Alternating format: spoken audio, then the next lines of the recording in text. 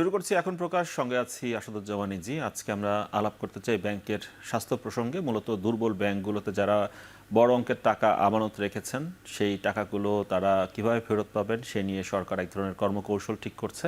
সেসব প্রসঙ্গে আজকে আমরা মূলত আলাপ করতে চাই এবং সেই প্রসঙ্গে আলাপে আজকে আমাদের সঙ্গে স্টুডিওতে রয়েছেন doctor Shahidul Zahid, banking and insurance বিভাগ, ঢাকা বিশ্ববিদ্যালয়ের অধ্যাপক, এবং সেই সঙ্গে রয়েছেন কোম্পানি আইন এবং অর্থনীতি বিশ্লেষক ব্যারিস্টার এম মাসুম। দুজনকেই স্বাগত আমাদের এই আজকের আলাপে এবং আজকের এই আয়োজনে। যে প্রসঙ্গের কথা বলছিলাম, যে দুর্বল ব্যাংকগুলোতে যারা বড় আমানত রেখেছেন, সেখানে সরাসরি টাকা ফেরত দেয়া হবে না, এরকম কথা আমরা শুনতে পাচ্ছি। সরকারের পক্ষ থেকে বলা হচ্ছে সেটি। অর্থ উপদেষ্টা ডক্টর সালেউদ্দিন আহমেদ সেই কথাই বললেন, আমাদেরকে জানালেন। তিনি বলেছেন যে আমানতের বিপরীতে এই দুর্বল ব্যাংকগুলোর শেয়ার অফার করা হবে যারা আমানত রেখেছেন তারা। কেউ যদি শেয়ার নিতে না চান, তাহলে বিকল্প হিসাবে ট্রেজারি বন্ড অফার করা হবে। দুটি অপশনের কথা বলা হচ্ছে সরকারের পক্ষ থেকে। এখন যিনি নগদ টাকা ব্যাংকে রেখেছেন, তিনি দুর্বল ব্যাংকের শেয়ার নিয়ে কি করবেন এবং কেন নেবেন? ডক্টর শহীদুল জাহিদ, আপনাকে দিয়ে শুরু করতে চাই আলাপ। প্রথমতই আপনাকে ধন্যবাদ জানাতে চাই এখন টেলিভিশনে যারা আগ্রহ নিয়ে এই অনুষ্ঠানটি দেখছেন তাদেরকে। খুবই গুরুত্বপূর্ণ এবং সমসাময়িক একটি টপিক নিয়ে আলোচনায় আপনি অবতারণা করেছেন যে ব্যাংকে যারা টাকা রেখেছেন আমানতকারী, এই আমানতের বিপরীতে তাদেরকে সরকার এই মুহূর্তে যে পরিকল্পনা করছে যে শেয়ার অথবা শেয়ার যদি অপছন্দ হয়, নিতে আগ্রহী না হন আমানতকারীগণ, তাহলে তাদেরকে বন্ড দেওয়ার একটি পরিকল্পনা নিয়ে সরকার এগোচ্ছেন। তো আপনি জেনে থাকবেন যে বাংলাদেশে দুর্বল ব্যাংকগুলো কিন্তু আগে থেকেই তাদের যে অর্থনৈতিক সংকট, এটা কিন্তু প্রকট ছিল। 5ই আগস্টের পট পরিবর্তনের পর এটা জনসমক্ষে এসেছে, কিন্তু এর আগেও কিন্তু ছিল। এখন 5ই আগস্টের পট পরিবর্তনের পরে অনেকগুলো দুর্বল ব্যাংকের পরিচালনা পর্ষদ ভেঙে দিয়ে সরকার চেষ্টা করেছে যে এদেরকে ব্যাংকগুলোকে চাঙ্গা করে তাদের নিজের পায়ে দাঁড়ানোর মতো একটা অবস্থা আনা যায় কিনা।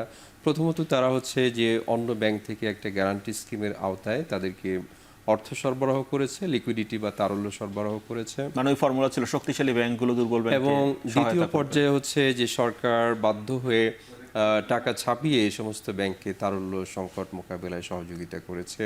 কিন্তু এই পর্যায়ে আমরা এসে যেটা দেখতে পাচ্ছি যে সেটাও আসলে যথোপযুক্ত নয়, এবং তারই ধারাবাহিকতায় সরকার এই নতুন পরিকল্পনা নিয়ে এগোচ্ছে বলে আমরা জানতে পেরেছি। তবে এই পরিকল্পনা বাস্তবায়নের ক্ষেত্রে যেটা আমরা বেশ কিছু যে উইকনেসগুলো আমরা আইডেন্টিফাই করতে সক্ষম হচ্ছি, সেটি হচ্ছে যে যারা আমানতকারী তাদের ফ্রিডম অফ চয়েস যেটা আছে সেটা কিন্তু সংকুচিত হয়ে যাবে। কিন্তু ফ্রি মার্কেট ইকোনমিতে ফ্রিডম অফ চয়েস এটা one of the best pillar for the success of free market economy অথবা ক্যাপিটালিজম। তো সুতরাং একটা দুর্বল ব্যাংকের শেয়ার, অনেক ব্যাংক আছে তাদের ক্যাপিটাল ইতিমধ্যে নেগেটিভ হয়ে গেছে, হয়তো বাজারে যেহেতু তাদের শেয়ার লেনদেনের স্থগিতাদেশ আছে, তারপরে তাদের শেয়ারের দাম নামমাত্র মূল্যে কিন্তু হচ্ছে এখনো থ্রেশহোল্ড পর্যায়ে রয়ে গেছে। একজন আমানতকারী, তার চেয়ে বড় কথা হচ্ছে যে শেয়ার কিন্তু খুবই ঝুঁকিপূর্ণ একটি বিনিয়োগ। ফিনান্সিয়াল ইনস্ট্রুমেন্ট হিসেবে শেয়ার এর তো রিটার্নটা এটা ফিক্সড নয়। এটা এখান থেকে যেহেতু দুর্বল ব্যাংক, তাদের হচ্ছে ইনকাম নেগেটিভ হয়ে গেছে, তারা হচ্ছে নন পারফর্মিং লোন অনেক বেশি, ক্যাপিটাল নেগেটিভ, এই সমস্ত ব্যাংক কিভাবে তারা ডিভিডেন্ড দেবে? তাহলে আমি যদি শেয়ার হোল্ড করি, এখান থেকে যদি ডিভিডেন্ড পাওয়ার ক্ষেত্রে অনিশ্চয়তা হয়, শুধু অনিশ্চয়তাই নয়, এখান থেকে যে পাবো না এটাই হচ্ছে এখন সার্টেইন। তো সুতরাং সেই একটি প্রেক্ষিতে বা ওই ধরনের একটা উইন্ডোতে আমানতকারীদেরকে ঠেলে দেওয়া সরকারের পক্ষে কতটুকু আইনগত দিক থেকেও একটি প্রশ্নের সম্মুখীন হবে, সাথে সাথে হচ্ছে যে এথিক্যাল যে দৃষ্টিকোণ আছে যে আমার ফ্রিডম অফ চয়েসটাকে লিমিট করে দিচ্ছে, সেটাও কিন্তু একটি প্রশ্ন হিসেবে কিন্তু আসলে জনসমক্ষে আবির্ভূত হবে। বড় আমানত যারা দুর্বল ব্যাংকে রেখেছেন, একটি বিষয় যেটা বলতে চাই সেটা হচ্ছে যে শেয়ার এর বিপরীতে যদি আরেকটি অপশনের কথা যেটি বলা হচ্ছে যে বন্ড, বিশেষ করে saving certificate, that means treasury বন্ডের কথা বলা হচ্ছে। তো ট্রেজারি বন্ড এটা যেহেতু সিকিউরড একটা ইনস্ট্রুমেন্ট, এবং এখান থেকে নিয়ম মাফিক হয়তো ত্রৈমাসিক অথবা হচ্ছে যে কোনো মেয়াদান্তে সুদে আসলে বা মুনাফা সহযোগে কিন্তু হচ্ছে যারা আমানতকারী অথবা বিনিয়োগকারী তারা কিন্তু এখান থেকে ফেরত পাবেন। সুতরাং সেটা একটা অপশন হিসেবে আমানতকারী বৃন্দ তারা কিন্তু এটা ভেবে দেখতে পারেন।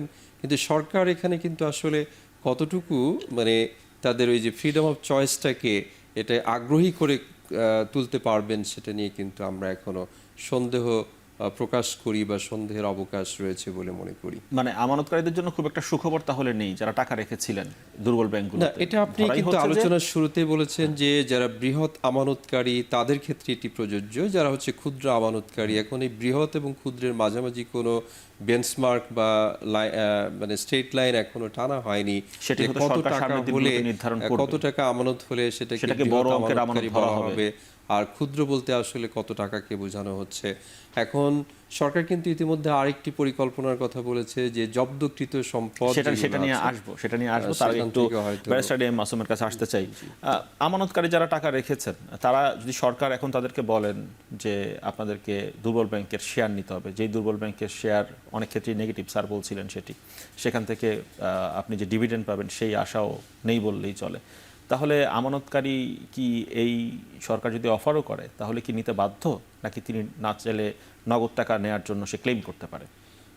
আসলে যদি ইন্টারন্যাশনাল নর্মস বা ব্যাংকিং নর্মস যদি দেখেন, আমরা যেটা দেখি যদি আমাদের আশেপাশের দেশগুলিতেই দেখি যে ব্যাংকের যে ইন্স্যুরেন্স যে বিমা, আমাদের যেমন 2000-এর সেটা হলো 1 লাখ টাকা, 2000 আইনে যেটা হয়েছিল, 2022-তে আবার ড্রাফট করা হয়েছিল 2 লাখ করার জন্য।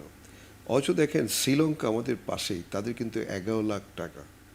আমাদের ইন্ডিয়া এবং পাকিস্তান তাদের কিন্তু 5 লাখ রুপি করে।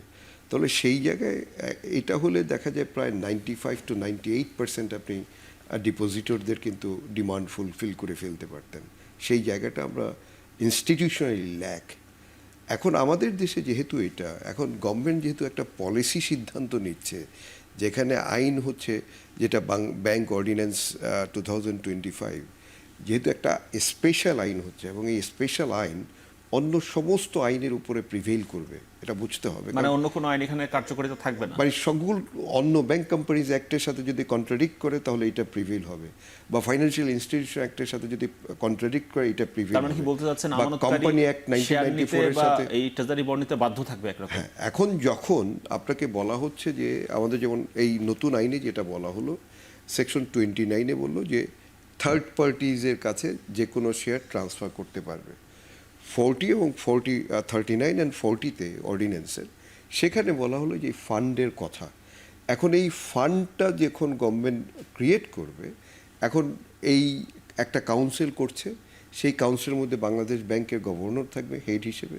তো এই যে ফান্ডটা এখন আপনাকে যখন অফার, যারা বিগ ডিপোজিটর, এখানে ডাইরেক্ট বলেনি যাদেরকে ট্রেজারি বন্ড এবং আপনাকে শেয়ারই নিতে হবে, কিন্তু বলছে যে প্রথমে যদি তারা টাকা চায় তাহলে কোন পরিমাণ, এগুলি ব্যাখ্যা আসতে হবে, কারণ এটা একটা গাইডলাইন হতে হবে কমপ্লিটলি। এখন যেটা স্পেসিফিক আমরা তাদের যদি আমরা এটা ধরে নিই, ওয়ার্ডসে শুনি মাসুম যদি এটা ধরে না, নিই তাহলে ওইটা হবে না, এটাতে ঝামেলা ক্রিয়েট হবে। যদি কোনো আমানতকারী সরকারেরই অফার গ্রহণ না করে যদি নগদ অর্থ চান, তার পক্ষে কি সেটা ফেরত পাওয়া সম্ভব ক্লেম না, করলে? এখন এখানে যেটা প্রবলেমটা হবে, ধরেন এখানে অনেকগুলি লিস্টেড ব্যাংকস, তাহলে যখন লিস্টেড ব্যাংক হবে, আপনি যখন তাকে শেয়ার অফ প্রপোজ করবেন বা অফার করবেন, আপনি কোন শেয়ারটা নিচ্ছেন, যেই স্পন্সর শেয়ার হোল্ডার যেগুলি অলরেডি কিন্তু যে আমাদের যে সিকিউরিটি এক্সচেঞ্জ অর্ডিন্যান্সের যে 30%, 2%, 30%-এর যে ওই যে সার্কুলার 2009 অনুযায়ী, তাহলে স্পন্সর এই 30%-এর মধ্যেই কিন্তু এটা থাকবে। তাহলে এই শেয়ারটা কিন্তু লক ইন, এটা কিন্তু আপনি সেল করতে পারবেন না। তাহলে আপনি কিন্তু দিচ্ছেন তাকে এই শেয়ার দিচ্ছেন, লক ইন শেয়ার দিচ্ছেন। Lock in share. আচ্ছা, এই শেয়ার থেকে তার অপশনটা কী হবে? যদি লিস্টেড হয় তাহলে এই শেয়ার কিন্তু সে সেল করতে পারবে না, অনলি সে দেখতে পারবে ক্যাপিটাল গেইন, আর দেখতে পারবে হলো ডিভিডেন্ড যদি দেয় তাহলে ডিভিডেন্ড। আচ্ছা, এইটা হলো তার একটা অপশনস। আর যদি এটা লিস্টেড না হয় তাহলে তো তাকে অর্ডিনারি ওয়েতে সেল অফ করা ছাড়া এবং যেই রেটে তাকে দিবে সেই রেট কখনোই সে জেনারেলি লিকুইডিটি ইয়েতে পাবে না। আচ্ছা, এখন তার করণীয় কি? অবশ্যই যেটা হবে, যখনই এইটা গাইডলাইন, প্রপার একটা গাইডলাইনের মাধ্যমে, কারণ আমরা এখন ডিটেইলস জানি না, জাস্ট ফাইন্যান্স মিনিস্টার অ্যাডভাইজার উনি বলেছে, আমরা শুনেছি, কিন্তু আইনের মধ্যেও কিন্তু স্পেসিফিকলি এইভাবে বলা নাই। এখন প্রপার গাইডলাইন, আগের যেমন আপনি দেখেছিলেন ফোর্স মার্জারের গাইডলাইন করা হয়েছিল, আমাদের ব্যাংক কোম্পানিজ অ্যাক্ট 1991 যেটা করা হয়েছে সেখানে সেকশন 77 ওই যে স্কিমের কথা বলা আছে। তো এখন প্রপার গাইডলাইন আসলে এই গাইডলাইনে আমরা দেখব যে উনি কিভাবে দিচ্ছে এটা। এখন যেই বিনিয়োগকারী মানে যেই ডিপোজিটর এইটার সাথে একমত হবে না, তার জন্য অলওয়েজ কোর্ট ইজ ওপেন। এবং আমার কাছে মনে হচ্ছে যে এটা একটা ফ্লাড গেট ওপেন হবে, যে প্রচুর ডিপোজিটররা যারা স্যাটিসফাই হবে না এটার সাথে, বা তার যে আইদার বন্ড বা শেয়ার, এই দুটোর অপশনের বাইরে তো তার কোনো অপশন নাই। তার যদি লিকুইড করতে হয়, তার যদি সেই অপশন না থাকে, কারণ এটা তো সেন্ট্রাল ব্যাংকের একটা আন্ডারটেকিং দেওয়া, যখনই লাইসেন্স দেয় সে ফাইন্যান্সিয়াল ইনস্টিটিউশনগুলিকে, এবং আপনি তো সেটা দেখেই গিয়েছেন যে আপনি আপনার টাকা ডিপোজিট রেখেছেন, যে চাহিদা মাত্র আপনি টাকা পাবেন, তাহলে এইটা তো একটা কমিটমেন্ট তার। তো এটা যে কোনো ডিপোজিটর যখনই সে পাবে না, তখনই সে কিন্তু হাইকোর্টের ইয়েতে যেতে পারবে যে কোনো একটা উইন্ডো নিয়ে। তাহলে সেই অপশনটা কিন্তু খোলা থাকবে। এবং এই যে বাই ডিসেম্বর তারা করতে চাচ্ছে, আমার কাছে মনে হয় এটা ভেরি ডিফিকাল্ট হবে আনলেস তাদের গ্রাউন্ড ওয়ার্কটা খুব ভালোভাবে স্পেসিফিক না হয়। এতে করে আরো জটিলতা দেখা দেবে কিনা? কারণ স্যার আমরা তো জানি যে ব্যাংকে বড় অঙ্কের ডিপোজিট রাখলে আমি তো নিশ্চিত সুদ পাওয়ার কথা বা মুনাফা পাওয়ার কথা, সেটা তো আমি পাচ্ছি না। এই ধরনের অনিশ্চয়তার মুখে পড়ে যেতে হচ্ছে বড় ডিপোজিটর যারা। সেটা নিয়ে কথাবার্তা বলবো। একটা বিরতির সময় হয়েছে, আমাদের আরেকজন অতিথি যিনি রয়েছেন তিনিও এসেছেন। আশা করি বিরতির পর তিনি যুক্ত হবেন। দর্শক, বিরতির পর আবারও ফিরছি।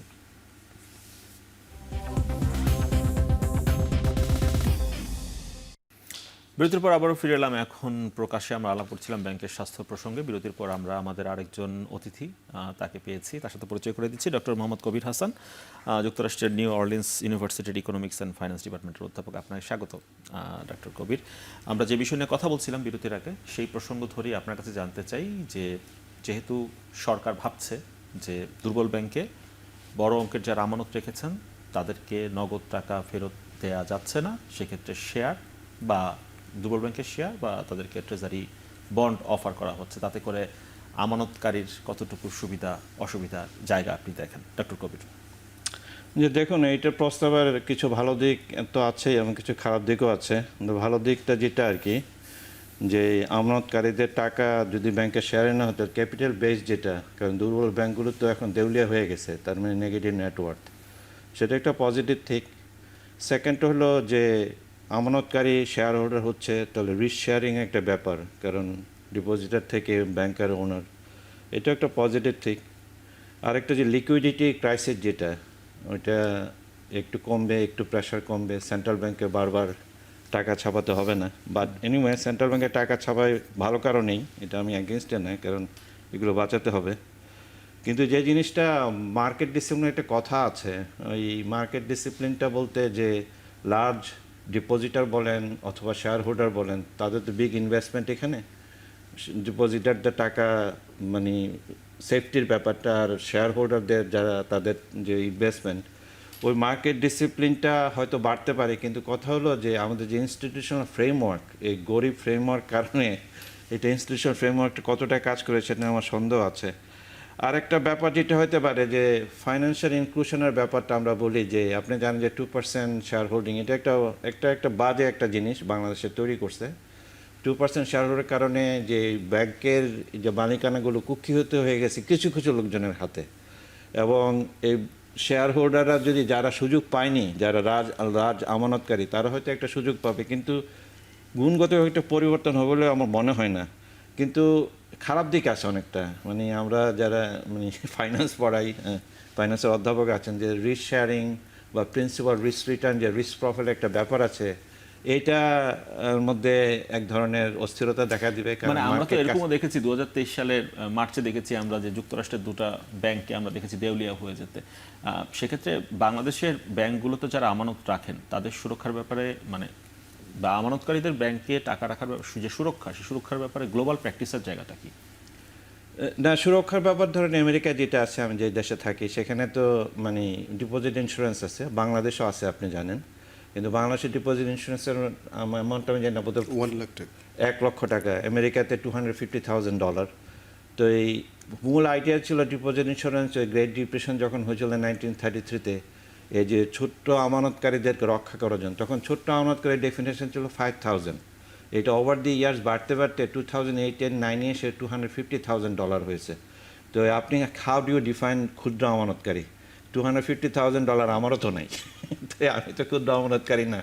তো বাংলাদেশে আমার মনে হয় গভর্নর সাহেবের এটা আমি করি, কারণ আলটিমেটলি একটা মানে গ্রুপ কাপকে সেফগার্ড দিতে হবে, কাউকে না কাউকে তো ক্ষতি স্বীকার করতে হবে। বড় আমানতকারের টাকা রেখেছে, ওরা ভালো রিটার্ন পাবে বলেই, তাই না? তাদেরও তো দেখা উচিত ছিল যে আমি কোন ব্যাংকে টাকা রাখছি, তাহলে দায়টা তাদের উপরে বেশি পড়ে। কিন্তু আপনি যারা ছাপোষা মানুষ, চাকরিজীবী, তাদের জন্য তো আমার টাকাটা মানে সেফগার্ড থাকাটা দরকার। এই ব্যাপার কিন্তু গভর্নর সাহেব স্পষ্ট বলেছেন, আমি সমর্থন করি যে ক্ষুদ্র আমানতকারীরা ওনারা হবেন না, ক্ষতিগ্রস্ত হবেন না। বড় আমানতকারীদের ক্ষেত্রে হবে। ডক্টর শহীদুজ্জাহিদ, মানে বিকল্প কি আর কোনো উপায় ছিল না? মানে যেটি আমরা বিরতির মাঝখানে আলাপ করছিলাম যে সরকার হাতে কি আর কোনো অপশন নেই? দুর্বল ব্যাংকে যারা অনেক টাকা রেখেছেন তাদেরকে আর অন্য কোনো অপশনের কথা আসার offer দেয়া? আগে যে প্রপোজড যে প্ল্যানটা ওটা নিয়ে আরেকটু মন্তব্য করতে চাই। সেটা হচ্ছে যে যদি শেয়ার দিয়ে দেওয়া হলো এবং যারা আমানতকারী আছে তারা অ্যাকসেপ্টও করলেন, অথবা বন্ড দিয়ে দেওয়া হলো সেটা তো অ্যাকসেপ্ট করলেন, কিন্তু ব্যাংকে কিন্তু তারল্য প্রবাহ ঘটবে না। সুতরাং ব্যাংকগুলোতে দেখা যাচ্ছে যে লিকুইডিটি যে ক্রাইসিসটা আছে সেই ক্রাইসিসটা থেকে উত্তরণ ঘটবে, এরকম কিন্তু ওয়ে আউট আসলে এই পরিকল্পনার মাধ্যমে কিন্তু আমরা দেখতে পাচ্ছি না। সেই ক্ষেত্রে যেটা হবে, এই সমস্ত ব্যাংকে কিন্তু ইতিমধ্যে নন পারফর্মিং লোন অনেক বেশি এবং কোনো কোনো ব্যাংকে 90% বা তার চেয়ে কাছাকাছি কিন্তু চলে গেছে। সুতরাং এই সমস্ত ব্যাংকের যে পরিচালনা খরচ আছে সেটাই বা কীভাবে উঠবে, অথবা তারা যদি নতুন বিনিয়োগ করতে সক্ষম না হন, তাহলে এই সমস্ত প্রতিষ্ঠানকে বাঁচিয়ে রাখার তো আসলে কোনো প্রচেষ্টাই আমরা তাহলে কিন্তু পরবর্তীতে আর দেখব না। আর সর্বশেষ যে আপনি প্রশ্নটি করলেন যে এর বিকল্প কোনো কিছু ছিল কি না, বিকল্প দেখুন যে যে ঘটনা প্রবাহের মধ্য দিয়ে যাচ্ছিল যে লিকুইডিটি সাপোর্ট বা গ্যারান্টি স্কিম, তার পরবর্তীতে হচ্ছে যে সিকিউরিটি প্রিন্টিং প্রেস থেকে হচ্ছে টাকা ছাপিয়ে এদেরকে সহযোগিতা করা, আমার কাছে মনে হয় যদি সার্বিক দিক থেকে চিন্তা করা যায় তাহলে সর্বশেষ যে টাকা ছাপিয়ে যেটা দেওয়া হলো এর মাধ্যমে কিন্তু ইনফ্লেশন খুব বেশি মাত্রায় আমরা দেখি নাই। ইনফ্লেশন এর ডিজিট যেটা এটা নিম্নমুখী, তো সুতরাং এটা একটি মন্দের ভালো অপশন বলে আমি মনে করি যে এই মুহূর্তে বিশেষ করে এই সমস্ত ব্যাংকে যদি টিকিয়ে রাখাটাই হচ্ছে সরকারের মুখ্য উদ্দেশ্য হয়, তাহলে এর চেয়ে ভালো কোনো বিকল্প এই মুহূর্তে না, মাঝখানে ছিল তো বলে আমরা মনে করি শুনলাম না। স্যার যে ইসলামী ধারার যে ব্যাংকগুলো রয়েছে সেগুলোকে মার্জার করে দুটি ব্যাংক করা হবে। এটাও আমরা শুনেছিলাম, কিন্তু ওটার তো আসলে নেগেটিভ যে আসপেক্টগুলো সেগুলোই বেশি দেখা যাচ্ছে। কারণটা হলো যদি নেগেটিভ এবং নেগেটিভ, এখানে গণিতের ক্ষেত্রে হয়তো পজিটিভ হয়, কিন্তু এখানে তো হচ্ছে যে দুইটি নেগেটিভ ভ্যালুকে যদি আমরা যোগ করি তাহলে তো এটি আসলে বড় একটা নেগেটিভ একটা আসপেক্ট কিন্তু মানে তৈরি ব্যাংকের হতো। ক্ষেত্রে, মানে আর্থিক সুতরাং প্রতিষ্ঠানগুলোর ক্ষেত্রে অথবা সরকারের যে অন্য নীতিগুলো কোনো- স্যার একটু যুক্ত করি, সেটি হচ্ছে আমরা বারবার পরিবর্তিত হতে দেখি। মানে একবার দেখলাম যে আপনি বলছিলেন প্রিন্টিং মানির কথা বলা, টাকা চাপিয়ে ব্যাংকগুলোতে অর্থ সরবরাহ করা, একবার শুনলাম মার্জার করা হবে, সেটি তো আগের সময় ছিল। এরপর শুনলাম শক্তিশালী ব্যাংক থেকে দুর্বল ব্যাংকগুলোতে টাকা সরবরাহ করা হবে। এখন আবার বলা হচ্ছে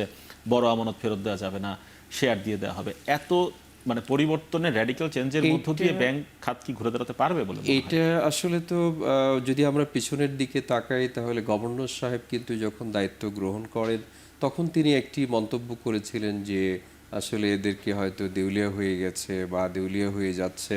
এ সমস্ত নেতিবাচক যে কথাবার্তা ছিল ওই সময়কালে, তারই প্রেক্ষিতে কিন্তু আমানতকারীরা এ সমস্ত ব্যাংকে টাকা থেকে এখান থেকে তুলে নিয়ে কিন্তু সবল ব্যাংকগুলোতে কিন্তু তারা টাকা জমা রেখেছে। এরকম না যে তারা এখান থেকে টাকা তুলে সমস্ত টাকা তারা খরচ করে ফেলেছে। যদি খরচই করতো তাহলে ইনফ্লেশন হতো, কিন্তু ইনফ্লেশন যেহেতু আমরা নিম্নমুখী, এর অর্থ তারা হচ্ছে এক ব্যাংক ইনস্টিটিউশন শিফট করেছেন। এই দুর্বল ব্যাংক থেকে আমানত তুলে নিয়ে তারা হচ্ছে সবল ব্যাংককে রেখেছেন, এবং সবল ব্যাংকগুলোর আপনি প্রফিট দেখেন, তাদের হচ্ছে যে ইনকাম জেনারেশন দেখেন, এগুলো কিন্তু ইন্ডিকেটরগুলো খুবই ভালো। তো সুতরাং এখানে কিন্তু তারা হচ্ছে আমানত গ্রহণ করে বা এখান থেকে উত্তোলন করে তারা খেয়ে ফেলছে না, খরচ করছে না। তো সুতরাং যেটা আলটিমেটলি দাঁড়াতো, আমানতকারীদেরকে স্যাটিসফাই করার জন্য যে ওই সমস্ত নেতিবাচক যে প্রচারণা ছিল এগুলো তো পূর্বেরকার কথা, এই সমস্ত এখন যদি আমরা নাও বলি, কিন্তু এই মুহূর্তে দরকার ছিল সেটা হচ্ছে যে তাদেরকে স্যাটিসফাই করার জন্য বরঞ্চ বাংলাদেশ ব্যাংক বা সরকারের পক্ষ থেকে এই সমস্ত ব্যাংকের শেয়ার হোল্ড করতে পারে কিনা। আমরা তাহলে বলি যে সরকার আমানতকারীদেরকে শেয়ার বা বন্ড না দিয়ে সরকার এদের শেয়ার কিনুক, সরকার এদের কাছ থেকে বন্ড বা এখানে তার লিকুইডিটি সরবরাহ করুক। যে লিকুইডিটি স্কিম বা মানে ইতিমধ্যে তারল্য সরবরাহ করা হয়েছে, এটার এগেইনস্টে সরকার শেয়ার গ্রহণ করুক। সেটা নিয়ে একটু আসতে চাই তাহলে ব্যারিস্টার কিন্তু এম মাসুম। সেটা হচ্ছে অনেকটাই এর মানে সমাধান হতে পারে বলে আমানতকারীর মনে করি। ঘাড়ে বন্দুক না রেখে সরকার তো এই ঝুঁকিটা না, কিন্তু রিস্কটা নিতে পারে। আমার কাছে মনে হয় যে কনসেপ্টটা কি এখানে, কনসেপ্টটা আপনাকে ক্লিয়ারলি গভর্নমেন্টের হাতে এখন কি আইদার তাকে ওয়াইন্ডিং আপে যেতে হবে, অথবা অ্যাকুইজিশনে যেতে হবে, অথবা মার্জারে মার্জারে যেতে যেতে হবে। হবে। এখন ওনরা যে কনসেপ্টটা বলছে, এই কনসেপ্টটা তো ইমপ্লাইডলি মার্জার, কারণ পৃথিবীতে কোথাও আপনি দেখবেন না যে ব্যাংক বা ফাইন্যান্সিয়াল ইনস্টিটিউশন ওয়াইন্ডিং আপে যায়, কারণ ওয়াইন্ডিং আপে গেলে এটা গভর্নমেন্টের একটা হিউজ ফিসকাল ডেফিসিটের মধ্যে পড়ে। তো অলওয়েজই সব জায়গায় আপনি দেখবেন যেটা আইদার ব্রিজ ব্যাংক অথবা এই মার্জারের কনসেপ্টেই যায়। তো এখন এই মার্জারের কনসেপ্টে আমার যেটা মনে হচ্ছে তারা অ্যাডভান্স হচ্ছে, এবং সেখানে তারা যেটা করছে, যেমন অনেকগুলি লিজিং কোম্পানি আমরা জানি যে এখানে কিছুই নেই, অনেকগুলি ব্যাংক যেমন 661 ব্যাংকস আমরা জানি, কিছু ব্যাংকের যেমন আপনি যদি খবর নেন, যেটা নিউজ পেপারের যে রিপোর্ট অনুযায়ী অনেকে বলে যে 99% তাদের ডিফল্ট। মানে বলছেন সরকার হাতে আর কোনো অপশন নেই, সেটি বলছেন। এখন ব্যারিস্টার মাসুম একটু প্রশ্ন এসে যায়, মানে আমানতকারী, বড় আমানতকারী ধরে নিলাম তারা টাকা রেখেছেন, এখন তাদেরকে আপনি শেয়ার দিয়ে দিলেন, বন্ড দিয়ে দিলেন, কোনো কারণে তাদের যদি সেই টাকা নগদায়ন করার প্রয়োজন হয়, তারা সেটি কিভাবে করবেন, কতদিনের মধ্যে করবেন? এখন আদৌ করতে ওই পারবেন জন্যই কিনা? আমি যেটা বললাম যে আগে আপনাকে বুঝতে হবে, যদি এগুলি লিস্টেড কোম্পানি হয় তাহলে তো এটা লক ইন শেয়ার, ওই ব্যাখ্যাটা সেটা দিয়েছিলেন, তো lock in আদৌ share-এর তারা ব্যাখ্যাটা দিয়েছিলেন। আপনার ইয়ে করতে পারবে না, লিকুইডেট করতে পারবে না, আনলেস সিকিউরিটি এক্সচেঞ্জ কমিশন তাদেরকে অ্যাপ্রুভাল দেয়। আর যদি নন লিস্টেড কোম্পানি হয় তাহলে আবার সেইটা সেল করাটাও তো আপনি জানেন লিকুইডিটির একটা হিউজ, কে নিবে, কে নিচ্ছে, কতটা ডিমান্ড থাকবে, সেটারও একটা ব্যাপার থাকে। আরেকটা প্রশ্ন করি, সেটা হচ্ছে এই ব্যাংকে যে শেয়ারগুলো অফার করবে মানে আমানতকারীদেরকে, সেই শেয়ারগুলো তো কারো না কারো নামে রয়েছে, সেইটা তো গভর্নমেন্টকে টেক ওভার করতে হবে, তারপর না ট্রান্সফার। এবং সেই জন্যই তো সেটা গভর্নমেন্ট কি করে টেক ওভার করবে আর কি করে ট্রান্সফার করবে সেই সেটা? প্রসেসটা, ওই জন্য আমি যেটা বললাম যে গাইডলাইনটা এখনো দেয়নি, বাট গভর্নমেন্ট যেটা এই যে অর্ডিন্যান্স 25-এ, সেখানে আপনি যদি দেখেন 39 and 40-তে ওনারা যে এই যে ফান্ডের কথা বলছে, এবং 29-এ বলেছে যে থার্ড পার্টির কাছে ট্রান্সফার করতে পারবে, তাহলে কোন প্রক্রিয়াতে ওরা নেবে সেটা একটা প্রপার গাইডলাইন বা একটা বাইলজ আসবে, এবং সেই প্রক্রিয়াটাতে গভর্নমেন্ট যেটা অনেক অ্যাকাউন্ট দেখবেন যে আপনি ফ্রিজ করেছে, যেখানে ক্যাশ টাকা আছে, যেটা একটা অ্যামাউন্ট বলেছে অ্যারাউন্ড 2 লাখ কোটি টাকার মতো, অনেক শেয়ার যারা এই কিছুদিন আগে বলেছে যে ইসলামী ব্যাংকের প্রায় 15,000 কোটি টাকার মতো শেয়ার তারা ফ্রিজ করেছে। তো এই যেই অ্যামাউন্টটা, এইটা তারা একটা হয়তোবা গভর্নমেন্টের একটা সার্কুলারের মাধ্যমে বা যে কোনো একটা পদ্ধতিতে, সেই পদ্ধতিটা তারা বলবে যে এই পদ্ধতিতে তারা এটা অ্যাকোয়ার করবে, এবং সেইটা তারা ওই যে কাউন্সিল যেটা করছে, যে কাউন্সিলের মাধ্যমে ফান্ডে ট্রান্সফার করবে, তাদের যেই ফান্ড, এই ফান্ডে ট্রান্সফার করার পরে এখান থেকে তারা যে কোনো থার্ড পার্টির কাছে ট্রান্সফার করতে পারবে। এটা যদি আপনি ধরেন আমাদের ওয়াকফ ম্যানেজমেন্ট কমিটি আছে, যেমন ওয়াকফ অর্ডিন্যান্সে, মানে ওই কনসেপ্টেই তারা আসছে এখানে। খুব সহজ হবে না বিষয়টা, খুব জটিল প্রক্রিয়ার মধ্য দিয়ে যেতে হবে। এইটা এই ধরনের সিচুয়েশনে ছাড়া গভর্নমেন্টের হাতে তেমন কোনো অপশন নেই। আমরা যেটা দেখি, যদি তাদের আগের যে এক্সাম্পল যেটার কারণে এই অর্ডিন্যান্স আসছে, সেটা একটা ধরা যেতে পারে, ওয়াকফ ম্যানেজমেন্ট কমিটি এরকম একটা আছে, তারা কিন্তু ওই ওয়াকফর বেনিফিটের জন্য তারা যেটা করতে পারে, যে কোনো প্রপার্টি ট্রান্সফার করতে পারে, যে কোনো কনভার্সন, অনেক কিছু কাজ করতে পারে। সিমিলারলি আমার কাছে যেটা মনে হয় যে এই ব্যাংক রেজলিউশন অর্ডিন্যান্স 25 যেটা করা হয়েছে, সেইটার কনসেপ্টেই, এবং এইটা একটা স্পেশাল আইন, যেটা আমি আপনাকে বলেছি যে এইটা সমস্ত আইনের উপরে প্রিভেল করবে, unless it's contradicts with the constitution. হ্যাঁ, যদি কোনো ডিপোজিটর যদি মনে করে যে ডিপ্রাইভড হয়েছে, তার জন্য ওপেন টু দি, আপনি অলওয়েজ রিট জুরিসডিকশনে যেতে ডক্টর পারবেন। কবিরের কাছে যাই, পুরো প্রক্রিয়া তো শুনলেন, মানে মনে হচ্ছে খুব সহজ হবে বিষয়টা না, সরকারের ব্যাপারটা পক্ষে? সহজ হবে না, উনি ভালোই বলেছেন, কারণ আমাদের দেশে কিন্তু মার্জারের সংস্কৃতি সেটা কিন্তু নেই। মানে যে কথাটা গভর্নর সাহেব বলেছেন যে 8টা ব্যাংকে একীভূত করে 2টা বড় ব্যাংক রাখবেন, এটা কিভাবে করা হবে, আমাদের যদি সংস্কৃতি নেই। আর সবচেয়ে বড় কথা হলো সব সংস্কার যতগুলো করা হচ্ছে এখন সংস্কারগুলো স্থায়িত্ব কতটুকু হবে। আপনি জানেন যে কোনো দেশেই যান আপনি, যারা দেশকে কন্ট্রোল করে, রাজনীতি কন্ট্রোল করে, ধনিক শ্রেণী, তারা কিন্তু অধিকাংশ ব্যাংকের মালিক। অথবা রিয়েল এস্টেটের মালিক। এই দুইটা গ্রুপ কিন্তু প্রত্যেকটাই মানে রিগার্ডলেস ধনী বলেন গরিব বলেন।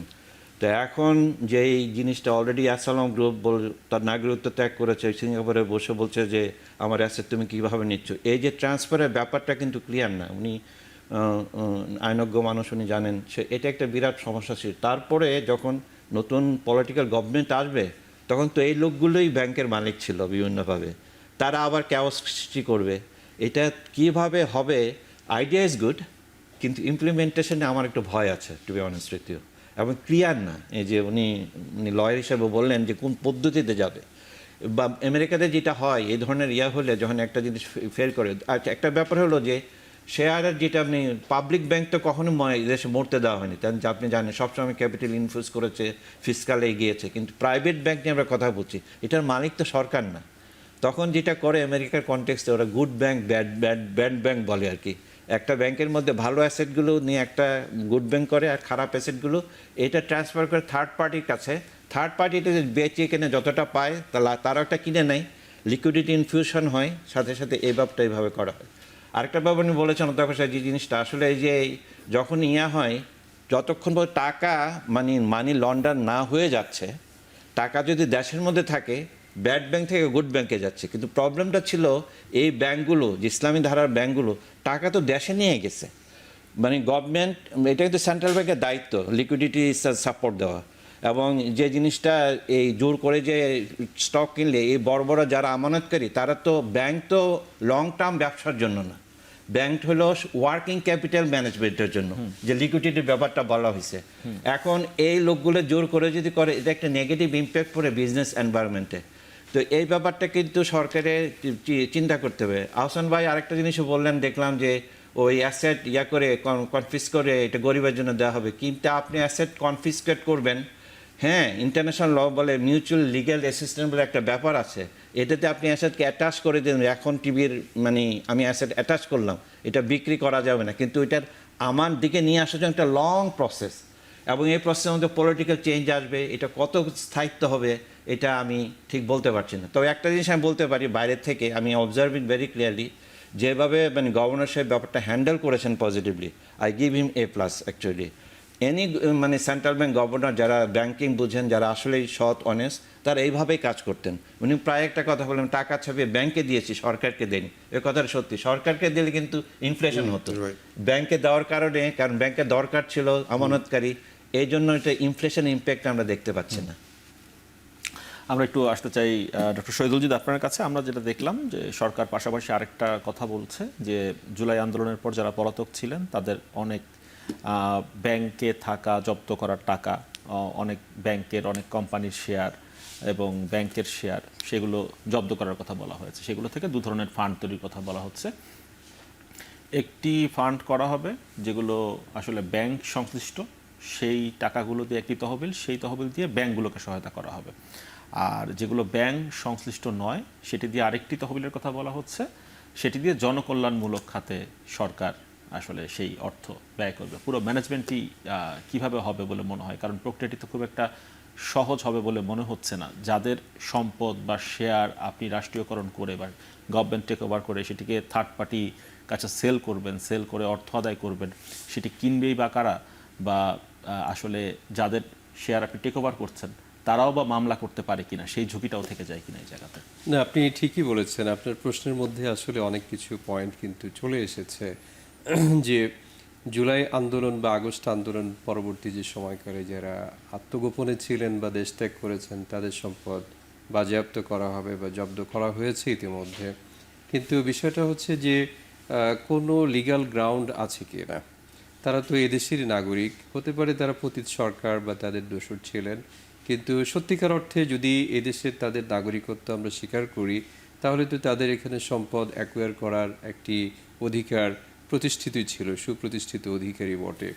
কিন্তু যদি তারা অবৈধ উপায়ে এই টাকাগুলো অর্জন করে থাকে তাহলে সেক্ষেত্রে তো অবৈধ টাকা এটা যদি প্রমাণিত হয় তাহলে সেই ক্ষেত্রে সরকার তো সেখান থেকে বৈধ প্রক্রিয়ায় ট্যাক্স কালেক্ট করতে পারে অথবা এগুলো বাজেয়াপ্ত করে সরকারের অনুকূলে নিতে পারে।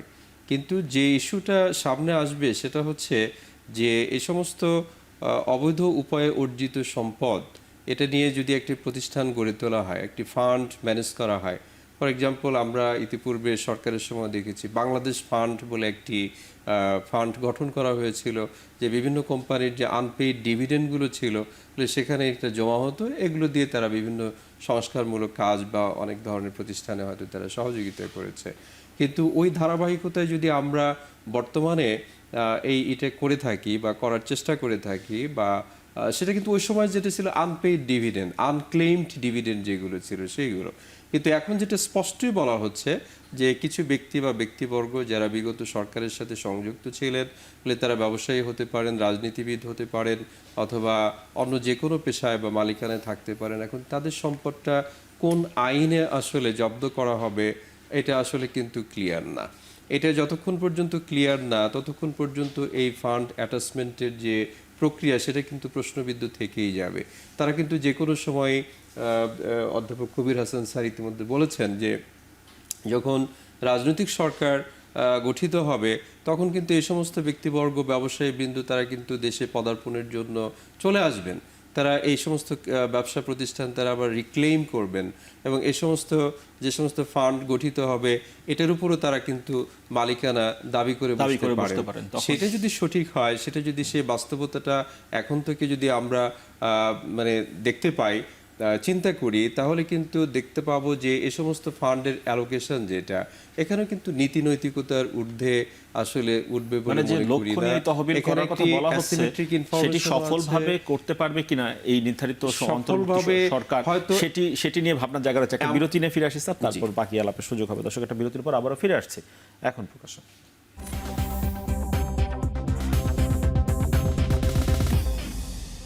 বিরতির পর আবারও ফিরে এলাম এখন প্রকাশে। ব্যাংকের স্বাস্থ্য প্রসঙ্গে আলাপ করছিলাম। ব্যারিস্টার মাসুম, আপনার কাছে আসতে চাই, যেই প্রসঙ্গ নিয়ে আমরা আলাপ করছিলাম যে এই শেয়ারগুলো কোনো না কোনো স্ট্র্যাটেজিক পার্টনারের কাছে বিক্রি করা হবে। সেই স্ট্র্যাটেজিক পার্টনার কারা?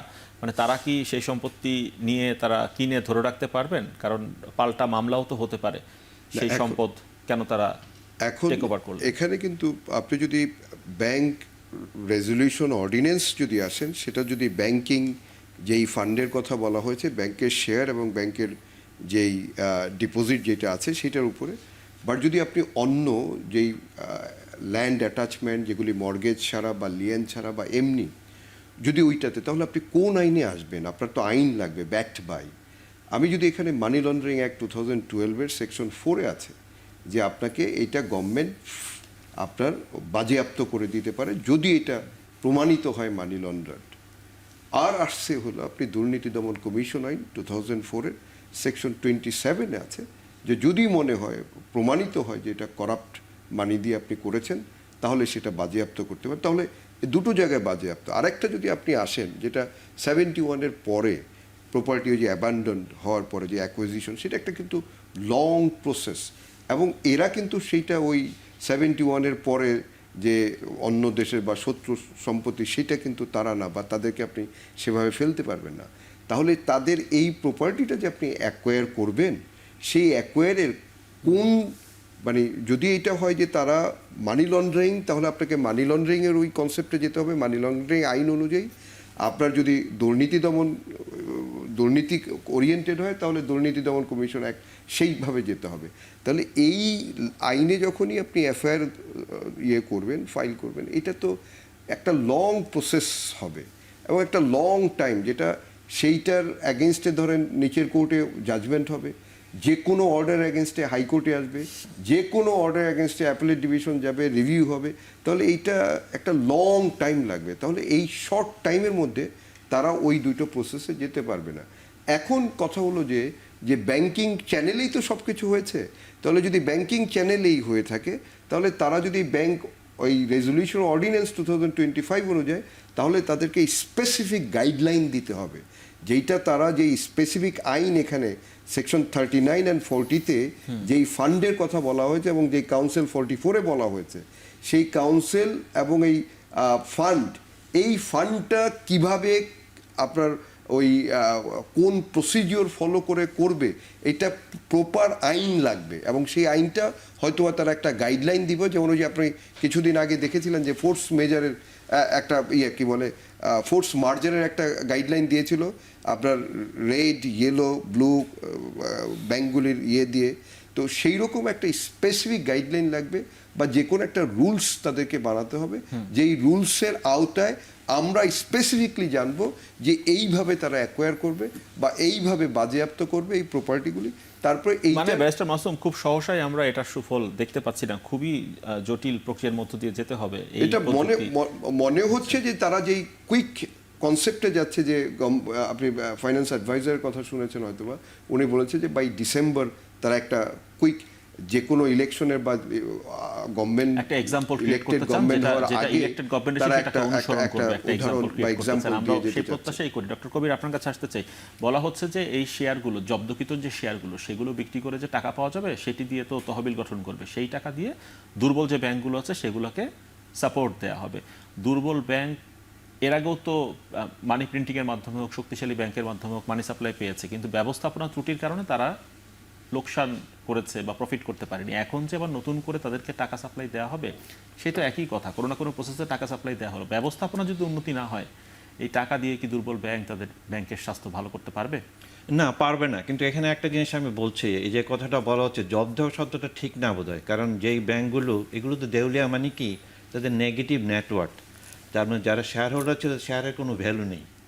এখন যে কথাটা লিগ্যাল সাইড যেটা বললেন, এটা হয়তো অর্ডিন্যান্সের মাধ্যমে এটা ট্রান্সফার করে থার্ড পার্টির কাছে নিয়ে যেতে পারে, তারপর এটা করতে পারে। এইটা নিয়ে বোধহয় সময় খুব একটা লাগবে না। কিন্তু ব্যাপার হলো এটা স্থায়িত্ব কী হবে। পলিটিক্যাল গভর্নমেন্ট যখন আসবে, ওই যে কথাটা অধ্যাপক সাহেব বললেন, এই স্থায়িত্বটা নেওয়ার জন্য তো ইউনূস সাহেব বলতেছে জুলাই বিপ্লবের যে ইশতেহার সবাইকে সাইন করতে হবে। কারণ আসার পরে আমরা এই ইশতেহার থেকে আমরা দূরে যাব না, এই ইশতেহার আমরা মেনে চলবে, তাহলে যতটুকু সংস্কার করছে এটা একটা স্থায়িত্ব পাবে। এই জায়গায় আমার ভয়টা। কিন্তু এই যে মেকানিজমের কথা বললেন, ওরা কিন্তু অলরেডি কাজ করছে আমার জানা মতে আর কি। কারণ অর্ডিন্যান্সের মাধ্যমে বাংলাদেশ ব্যাংক অনেক কিছু করতে পারে। আর এই যে টাকা ছাপানোর ব্যাপারটা আপনারা বলেন প্রায়, এটা আসলে একটা মিসনোমার। ব্যাংক মানে সেন্ট্রাল ব্যাংক কিন্তু টাকা মানে সারা দুনিয়াতে সেন্ট্রাল মানে আমরা হাই পাওয়ার মানি বলি আর কি, যে কারেন্সি এবং reserve, only 5% of total money supply. The 95% money is created by the banking system যখন তারা ল্যান্ডিংয়ে যায়। এখন যদি ইকোনমি গ্রো করে ল্যান্ডিং অটোমেটিক্যালি হবে, তারপর লিকুইডিটি আসবে, এটা নিয়ে আমি চিন্তিত না। চিন্তিত হলো যে স্থায়িত্বটা কি হবে। আরেকটা ব্যাপার, যেই মেকানিজম, যে আপনি আমেরিকা থেকে আসছি, ডোনাল্ড ট্রাম্প কি কাজ কারবার শুরু করছে জানেন? সে 1787 ফরেন এনিমিজ অ্যাক্টের দিয়ে এখন ইয়াদের ধরছে, ইমিগ্রেন্টদের ধরছে, অন্য দেশে পাঠিয়ে দিচ্ছে। আর সেই সঙ্গে 5% মনে হয় ইমপ্লিকেন্ট করছে। কিন্তু এই জায়গায় আমি আরেকটা জিনিস বলতেছি যে ইনস্টিটিউশন ইজ ভেরি ইম্পর্টেন্ট। এই রিসেন্টলি যে এই বছর যে নোবেল প্রাইজ পেয়েছেন, বলছি ইনস্টিটিউশন দুই ধরনের হয়, এক্সট্রাকটিভ আর একটা হলো কনস্ট্রাকটিভ। এক্সট্রাকটিভ ইনস্টিটিউশন ডেভেলপ করে গেছে শেখ হাসিনা গত 15 বছর। যে কথাটা বললেন হয়তো পয়সার বিনিয়োগ, আমরা যখন বলি যে মানে করাপশন শুধু ফাইন্যান্সিয়াল না, মোরাল করাপশনও। যে আমি পদে থাকার জন্য আমাকে বলেন ফজলে কবির সাহেবের আর কি পাওয়ার ছিল জীবনে, উনি তো না করতে পারতেন, উনি তো না করেননি। এই মোরাল করাপশনকে আপনি কিভাবে ইয়া করবেন? আমাদের সোসাইটির সোশ্যাল ক্যাপিটাল নিয়ে শুনতে পেলাম ডক্টর কবির যে ডোনাল্ড ট্রাম্পের একটি প্রস্তাব রয়েছে, যুক্তরাষ্ট্র থেকে তো আমাদের অনেক রেমিটেন্স আসে, প্রায় 18% প্লাস রেমিটেন্স আসে, যেই অর্থ বছরে যে পরিমাণ রেমিটেন্স আমাদের ঢোকে। তো সেখানে যদি রেমিটেন্সের উপর 5% করে কর তিনি আরোপ করে দেন, আমাদের রেমিটেন্স ফ্লোতে কী ধরনের প্রভাব পড়বে? তখন কি আর রেগুলার ব্যাংকিং চ্যানেলে রেমিটেন্স আসবে, নাকি তখন অনানুষ্ঠানিক খাতে রেমিটেন্স ফ্লো চলে যেতে পারে বলে? না, অনানুষ্ঠানিক ডেফিনেটলি যাবে। কারণ আপনি হুন্ডি ব্যবসার, হুন্ডি 1000 বছরের পুরনো। সেটাকে মোকাবেলা করার জন্য আমাদের গভর্নমেন্টের পক্ষ থেকে আসলে কি করা উচিত, বা আমাদের ফিনান্সিয়াল ইনস্টিটিউশনগুলোর কি করার রয়েছে? ফিনান্সিয়াল ইনস্টিটিউশনে যে একটা ইনসেন্টিভ মেকানিজম ছিল, এটা অবশ্য ঠিকভাবে কাজ করেন। আপনি জানেন 2.5%, ওইটা না, আলটিমেটলি এইটা যে ফরেন এক্সচেঞ্জের যে ইয়াটা মেকানিজমটা ঠিক করতে হবে, যাতে কার মার্কেটের সাথে অফিসিয়াল রেটের ডিফারেন্স না থাকে। অনেকগুলো মাল্টিপল যে জিনিসটা গভর্নর সাহেব করছেন, উনি বোধহয় কিছুদিন আগেও IMF-এর শর্তর কারণে আরও একটা ত্বরান্বিত হয়েছে যে একটা ফ্রি মানে ফ্লোটিং এক্সচেঞ্জ করে দিয়েছেন। যখন এইটা হবে তখন লোকজন ব্যাংকিং চ্যানেল, কারণ ব্যাংকিং চ্যানেল আমার সময় আপনার সুরক্ষা আছে বেটার দেন হুন্ডির ব্যবসায়। কিন্তু হুন্ডি এত বড় একটা মানে এস্টাবলিশ, ট্রাস্টের উপর চলে। আমাদের পুরো ব্যাংকিং সিস্টেম কিন্তু ধ্বংস হয়ে গেছে, আমাদের ট্রাস্ট নাই, তাই না? আরেকটা জিনিস আমি অ্যাড করতে যাচ্ছি, আপনার যখন অ্যাসালাম গ্রুপের কথা বলেন, সে কিন্তু শেয়ার হোল্ডার, ব্যাংকের মালিক, এবং he is a money launder, তাই না? সে ব্যাংকটাকে একটা মেকানিজম হিসাবে ইউজ করে মানে 50 কোটি টাকা দিয়ে করে 2000 কোটি টাকা নিয়ে গেছে, এবং এইটার সাথে জড়িত কিন্তু সে নিজে না, এটা করার জন্য সেন্ট্রাল ব্যাংক জড়িত ছিল, সেন্ট্রাল ব্যাংকের মধ্যে টাকাগুলো বাইরে গেছে। তারপরে আব্দুর রউফ তালুকদার ছিল একজন, সে টাকা দিয়েছে জেনেও আবার হেল্প করেছে টাকাগুলো দেশ থেকে বের করে নেওয়ার জন্য। এইটার কিন্তু ফরেন এক্সচেঞ্জের উপর কিন্তু চাপ পড়ে। এই ব্যাপারগুলো অনেকটা মানে হারমোনাইজেশন হয়েছে এই ভদ্রলোক মানে আহসান হাবীব বংশ আসার পরে আর কি। এখন আমার ভয় অ্যাগেইন যে আমি কিন্তু ডেমোক্রেসিতে বিশ্বাস করি, মানে একটা তো বিপ্লব হয়েছে, এটা যে বিপ্লবের কথা, বিপ্লবের হয়ে কিন্তু বিপ্লবের মতো সরকার হয়নি, এই কথাটা তো আপনারাও বলেন আর কি। আমরা কিন্তু সব পুরনো নিয়মে চলতেছি। যদি আমরা তো এখন তো টেকনিক্যালি এটা আনকনস্টিটিউশনাল গভর্নমেন্ট, তাই না? এটা একটা অন্তর্বর্তীকালীন সরকার, তা আপনি আবার আইনও আনছেন এখানে, মানে জগ খেচারের মতো অবস্থা হয়ে গেছে। আমার মনে হয় জুলাই বিপ্লবের মানে অঙ্করে আমরা অনেকগুলো ভুল করে ফেলেছি। আসলে আমাদের অন্যভাবে শুরু করা ছিল 1971 যেভাবে আমরা দেশ স্বাধীন হয়েছিলাম, নতুন করে শুরু করা, এটা একটা নতুন করে শুরু করার একটা সুযোগ আমরা হারিয়েছি। এই ভয়টা আমার বরাবরই আছে। প্রত্যেকটা লোক যারা কাজ করছে ইউনিট সাহেব ব্যক্তিগত অনেস্ট এবং পুরো গভর্নমেন্ট স্ট্রাকচার ভেরি অনেস্ট, কিন্তু ওনা এই ফলটাকে ধরে রাখতে পারবেন কিনা আমার যথেষ্ট সেটা নিয়ে প্রশ্ন বা সন্দেহ আপনার রয়েছে। ডক্টর শহীদুল, আপনার কাছে আসতে চাই, সেটা হচ্ছে মানে এই যে ৯-১০ মাসে মানে ব্যাংকিং খাতের যে আশা আমরা করেছিলাম যেভাবে পরিবর্তনটা হবে, সেই প্রত্যাশিত জায়গায় আসলে কতটুকু আপনার কাছে মনে আমরা হয়েছে আসলে একটি পরিবর্তন ডামাডোলের পেয়েছি মধ্য দিয়ে যাচ্ছি। এটা ৫ই আগস্ট তথা বিপ্লবের পরবর্তী সময়কাল থেকেই ওই মুহূর্তে যেটা আলোচনায় ছিল যে আমরা এই সমস্ত খাত হয়তো পুনর্গঠন করতে সক্ষম হব, বিভিন্ন প্রক্রিয়া মধ্য দিয়ে কিন্তু গিয়েছে। যারা কর্তা ব্যক্তি, বিশেষ করে অর্থ উপদেষ্টা মহোদয়, প্রধান উপদেষ্টা থেকে শুরু করে বাংলাদেশ ব্যাংকের গভর্নর, তাদের সততা নিয়ে, সৎবিশ্বাস নিয়ে আমার কোনো প্রশ্ন নেই। কিন্তু এই ডামাডোলের ভিতরে বর্তমানে যে প্রক্রিয়ার কথা বলা হচ্ছে, এতে করে আসলে প্রকৃত যারা অপরাধী ছিলেন তারা আবার পার না পেয়ে যান। কারণটা হচ্ছে যে গভর্নর সাহেব কিন্তু ইতিপূর্বে বলেছিলেন যে এদেরকে আমরা শান্তিতে ঘুমোতে দিতে পারবো না, দেব না। কিন্তু আলটিমেটলি এরা কি হয়েছে দেখুন, যে তারা তাদের শেয়ারগুলো বাজেয়াপ্ত করলেই কি, সম্পদ অ্যাটাচ করলেই কি, তারা তো হচ্ছে এখানে 10 টাকার শেয়ার ছিল ব্যাংকে, তারা 10 টাকার 10 গুণ বা তার চেয়ে বেশি গুণ টাকা এখান থেকে তো নিয়েই চলে গেছে।